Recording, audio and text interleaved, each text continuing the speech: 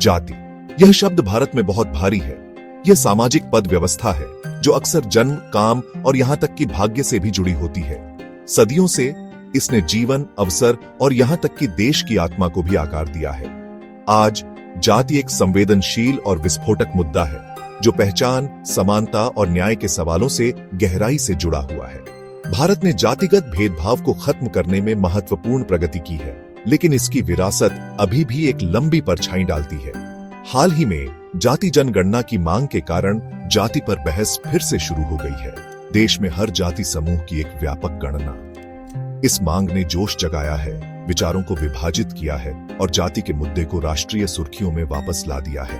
इस बहस के केंद्र में एक गहरा सवाल है, क्या भारत वास्तव में जाति की वास्तविकताओं का सामना किए बिना एक अधिक न्यायपूर्ण और समान समाज की ओर बढ़ सकता है, या ऐसा प्रयास केवल मौजूदा विभाजनों को गहरा करेगा? यह एक ऐसा सवाल है जो न केवल भारत के भीतर बल्कि सामाजिक न्याय और समानता पर वैश्विक चर्चा में भी गूंजता है। जाति जनगणना असल में सरकार द्वारा अपनी जाति के आधार पर लोगों की गिनती और उन्हें अलग अलग श्रेणियों में बांटने के लिए किया गया एक विस्तृत सर्वेक्षण है। यह केवल अनुसूचित जाति या अनुसूचित जनजाति के लोगों की पहचान करने से कहीं आगे जाता है। ये वो समूह हैं जिन्हें ऐतिहासिक रूप से वंचित माना जाता है और जिन्हें सकारात्मक कार्रवाई की आवश्यकता है। इसके बजाय एक जाति जनगणना का उद्देश्य अन्य पिछड़ा वर्ग और सामान्य वर्ग सहित सभी जाति समूहों का एक व्यापक डेटाबेस बनाना है। इसका मतलब है कि सिर्फ संख्याओं पर ही नहीं, बल्कि शिक्षा, रोजगार और संसाधनों तक पहुंच जैसे सामाजिक आर्थिक संकेतकों पर भी डेटा एकत्र करना। जाति जनगणना का महत्व आज के भारत में जाति की वास्तविकताओं की स्पष्ट तस्वीर प्रदान करने की इसकी क्षमता में निहित है। समर्थकों का तर्क है कि ऐसा डेटा प्रभावी नीतियां बनाने, कल्याणकारी योजनाओं को लक्षित करने और सभी जाति समूहों के लिए समान प्रतिनिधित्व सुनिश्चित करने के लिए महत्वपूर्ण है। संक्षेप में, यह जो दिखाई नहीं देता उसे दिखाई देने के बारे में है।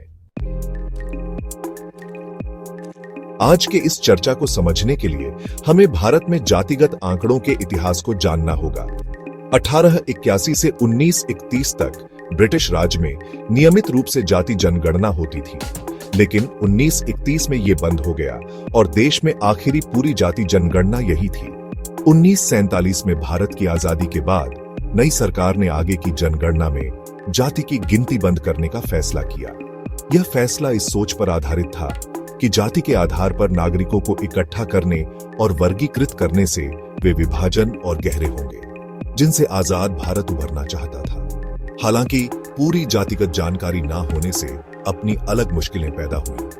1979 में जातिगत असमानताओं को दूर करने के लिए बनाए गए मंडल आयोग ने अन्य पिछड़ा वर्ग की आबादी का अनुमान लगाने के लिए 1931 की पुरानी जनगणना के आंकड़ों का ही सहारा लिया। मौजूदा आंकड़ों की कमी ने आरक्षण की सटीकता और सामाजिक न्याय कार्यक्रमों की प्रभावशीलता पर बहस छेड़ दी है। जो लोग नए कास्ट सेंसस के लिए आर्ग्यू करते हैं, उनका कहना है कि यह इंडिया में सोशल जस्टिस अचीव करने के लिए एक इंपॉर्टेंट टूल है। वो इस बात पर जोर देते हैं कि अलग अलग कास्ट ग्रुप्स की सोशियो इकोनॉमिक कंडीशंस का एक्यूरेट डेटा के बिना ट्रूली इफेक्टिव पॉलिसीज बनाना इम्पॉसिबल है। जैसे मार्जिनलाइज कम्युनिटीज को अपलिफ्ट करने के लिए टारगेटेड वेलफेयर प्रोग्राम्स के लिए बेनिफिशियरीज को आइडेंटिफाई करने और ऐसे इनिशिएटिव्स के इंपैक्ट को असेस करने के लिए रिलायबल डेटा की जरूरत होती है। इसी तरह एजुकेशन, एम्प्लॉयमेंट और पॉलिटिकल स्फीयर्स में इक्विटेबल रिप्रेजेंटेशन इंश्योर करने के लिए अलग अलग कास्ट ग्रुप्स के डेमोग्राफिक डिस्ट्रीब्यूशन की क्लियर अंडरस्टैंडिंग जरूरी है। कास्ट सेंसस के सपोर्टर्स का मानना है कि यह डेटा कलेक्ट करना कास्ट आइडेंटिटीज को रीइंफोर्स करने के बारे में नहीं है, बल्कि कास्ट लाइंस के अलोंग परसिस्ट करने वाली असल इनइक्वालिटीज को एड्रेस करने के बारे में है। उनका कहना है कि इस इश्यू को इग्नोर करने से यह डिसअपीयर नहीं होगा। इसके बजाय यह सिर्फ डिसएडवांटेज और डिस्क्रिमिनेशन के साइकिल को बढ़ावा देगा। जाति जनगणना की मांग का भी कुछ लोगों ने काफी जोरदार विरोध किया है। आलोचकों का तर्क है कि इस तरह की कवायद से सामाजिक विभाजन गहरा होने का खतरा है। उन्हें डर है कि जाति के आधार पर लोगों को वर्गीकृत करने से उनकी पहचान और मजबूत होगी और पता नहीं, सामाजिक तनाव बढ़ सकता है। एक और चिंता जातिगत आंकड़ों के राजनीतिकरण की संभावना को लेकर है। आलोचकों का तर्क है कि राजनीतिक दल चुनावी लाभ के लिए इस जानकारी का फायदा उठा सकते हैं और मतदाताओं को जाति के आधार पर बांट सकते हैं। उनका मानना है कि इससे एकजुट और समावेशी भारत की भावना कमजोर हो सकती है। इसके अलावा विरोधी भारत की आरक्षण व्यवस्था पर पड़ने वाले संभावित प्रभावों के बारे में चिंता जताते हैं। वर्तमान में शिक्षा और सरकारी नौकरियों में आरक्षण ऐतिहासिक रूप से पिछड़ेपन पर आधारित है, जिससे मुख्य रूप से अनुसूचित जाति, अनुसूचित जनजाति और अन्य पिछड़ा वर्ग को लाभ होता है। उन्हें डर है कि एक नई जाति जनगणना से विभिन्न समूहों द्वारा आरक्षण की नई मांगें उठ सकती हैं, जो संभवतः सुप्रीम कोर्ट द्वारा निर्धारित मौजूदा 50% की सीमा को पार कर सकती है। उनका तर्क है कि इससे नई असमानताएं पैदा हो सकती हैं और आरक्षण व्यवस्था और भी जटिल हो सकती है। जाहिर सी बात है, जाति जनगणना वाला ये मुद्दा पॉलिटिकल अरीना में भी आ गया है और अलग अलग पॉलिटिकल पार्टीज के बीच बहस का बड़ा मुद्दा बन गया है। ऑपोजिशन पार्टीज जाति जनगणना की मांग को लेकर बहुत मुखर रही हैं और रूलिंग गवर्नमेंट पर यह डेटा इकट्ठा करने में आनाकानी करने का आरोप लगा रही है। पिछले कुछ सालों में ये मांग बहुत जोर पकड़ चुकी है, खासतौर पर इलेक्शन से पहले। ऑपोजिशन पार्टीज इसे एक जरूरी चुनावी मुद्दा मानती हैं, खासकर उन राज्यों में जहां ओबीसी पॉपुलेशन ज्यादा है। उनका मानना है कि जाति जनगणना का वादा करके और फिर उस डेटा के आधार पर नीतियां बनाकर वो इन कम्युनिटीज का सपोर्ट पा सकते हैं। वहीं दूसरी तरफ बीजेपी हमेशा से इस मुद्दे पर थोड़ी संभल कर रही है। सामाजिक असमानता को दूर करने के लिए डेटा की जरूरत को समझते हुए भी पार्टी ने सामाजिक अशांति और जाति के राजनीतिकरण की संभावना पर चिंता जताई है। लेकिन एक बड़े बदलाव में गवर्नमेंट ने हाल ही में अप्रैल 2025 में नेशन वाइड जाति जनगणना को मंजूरी दे दी, बढ़ती मांग और चुनावी नतीजों को देखते हुए। बिहार राज्य, देखिए, जाति जनगणना के राष्ट्रीय बहस में एक मुख्य केंद्र बनकर उभरा है। एक साहसिक कदम उठाते हुए राज्य सरकार ने 2023 में अपनी जाति जनगणना करवाई। हाल के दशकों में ऐसा करने वाला पहला राज्य बना। सर्वेक्षण के नतीजे जो जनता के सामने जारी किए गए, पूरे देश में हलचल मचा गए। आंकड़ों से पता चला कि ओबीसी और ईबीसी बिहार की आबादी का 60% से ज्यादा हिस्सा बनाते हैं, जबकि सामान्य वर्ग 15% है। इस जानकारी का राज्य की नीतियों पर खासा प्रभाव पड़ता है, खासकर आरक्षण, संसाधन आवंटन और राजनीतिक प्रतिनिधित्व जैसे क्षेत्रों में। बिहार सरकार ने संकेत दिया है कि वह इस डेटा का इस्तेमाल मौजूदा कोटा की समीक्षा करने और अवसरों के ज्यादा बराबरी वाले बंटवारे को सुनिश्चित करने के लिए नए कोटा बनाने के लिए करेगी।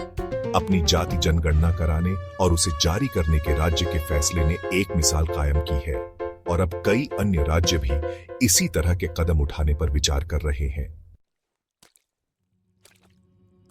जाति जनगणना पर बहस असल में एक बुनियादी दुविधा पर आकर अटक जाती है। क्या भारत जाति के मुद्दे को उसकी वर्तमान वास्तविकताओं को स्वीकार और समझे बिना प्रभावी ढंग से संबोधित कर सकता है, या ऐसा प्रयास केवल उन्हीं विभाजनों को बनाए रखने का काम करेगा जिन्हें वह मिटाना चाहता है? इस सवाल का कोई आसान जवाब नहीं है। एक तरफ व्यापक जातिगत आंकड़े इकट्ठा करने से जाति आधारित असमानताओं की दृढ़ता के बारे में बहुमूल्य जानकारी मिल सकती है और लक्षित हस्तक्षेप तैयार करने में मदद मिल सकती है। दूसरी ओर एक वैध चिंता यह भी है कि इस तरह की कवायद जातिगत पहचान को मजबूत कर सकती है और संभावित रूप से सामाजिक तनाव को बढ़ा सकती है। अंततः जातिगत असमानता को दूर करने के उद्देश्य से बनाई गई किसी भी नीति की सफलता एक बहुआयामी दृष्टिकोण पर निर्भर करती है, जो केवल जातियों की गिनती करने से कहीं आगे जाती है। इसके लिए सामाजिक न्याय, मजबूत सकारात्मक कार्रवाई कार्यक्रमों और जाति आधारित भेदभाव को बनाए रखने वाली सामाजिक और आर्थिक संरचनाओं को ध्वस्त करने के निरंतर प्रयासों की प्रतिबद्धता की आवश्यकता होती है। जाति जनगणना पर बहस, सच कहूं तो, अभी खत्म नहीं हुई है। ये एक पेचीदा मुद्दा है जिसका भारत के सामाजिक ताने बाने और राजनीतिक परिदृश्य पर दूरगामी प्रभाव पड़ेगा। जैसे जैसे देश 2025 की जनगणना के लिए तैयार हो रहा है, यह बहस और भी तेज होने की संभावना है, जिससे आगे और चर्चाएं और विचार विमर्श होंगे। इस महत्वपूर्ण मुद्दे पर आपके क्या विचार हैं? क्या आप मानते हैं कि भारत में सामाजिक न्याय प्राप्त करने के लिए जाति जनगणना आवश्यक है, या आपको लगता है कि इससे मौजूदा मतभेद और गहरे होने का खतरा है? यह सिर्फ नीति निर्माताओं और राजनेताओं के लिए बहस का मुद्दा नहीं है। यह एक ऐसी बातचीत है जिसमें हर नागरिक को शामिल होने की जरूरत है। अपने विचार साझा करें, सूचित चर्चाओं में शामिल हों और अपनी आवाज बुलंद करें। एक अधिक न्याय संगत और समतावादी भारत का भविष्य इसी पर निर्भर करता है। अगर आपको यह वीडियो पसंद आया हो तो लाइक करें, चैनल को सब्सक्राइब करें और अपने विचार कमेंट में जरूर बताएं। आपकी भागीदारी से ही यह चर्चा और मजबूत होगी।